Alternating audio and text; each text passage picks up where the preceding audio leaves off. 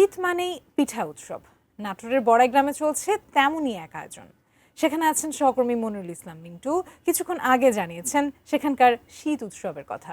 সারা দেশে জেগে বসেছে শীত এবং শীতকে কেন্দ্র করে নানা ধরনের আয়োজন, বিশেষ করে খেজুরের রস খাওয়া, সেই সঙ্গে খেজুরের পিঠা পায়েস, স্কুল ছুটি এবং সেক্ষেত্রে শহরে মানুষ গ্রামে আসছেন।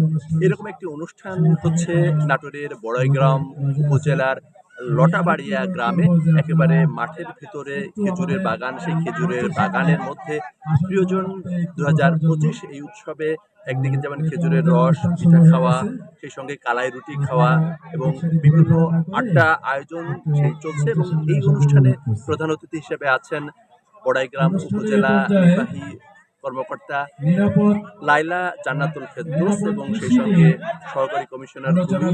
তিনি উপস্থিত রয়েছেন। স্থানীয়দের সঙ্গে শহরের মানুষ সব ধরনের এক ধরনের মেলবন্ধন, সেই মেলবন্ধনের মধ্যে দিয়ে বলা যায় যে গ্রাম বাংলার যে পিঠা খাওয়ার যে উৎসব, স্পেশাল আপনার মানে মজা কিছু। তাই আমার সিক্রেট ম্যাগি স্বাদে ম্যাজিক ফ্রম নেসলে। এবং সেই সঙ্গে খেজুরের রসটাকে আরো জনপ্রিয় করা, বিশেষ করে নিরাপদ খেজুরের রস এখানে তৈরি হচ্ছে। সবকিছু মিলে বলা যায় যে শীতের যে দারুণ আমেজ, উৎসব, পিঠা পায়েস চলছে এবং সেটি দিনব্যাপী চলবে।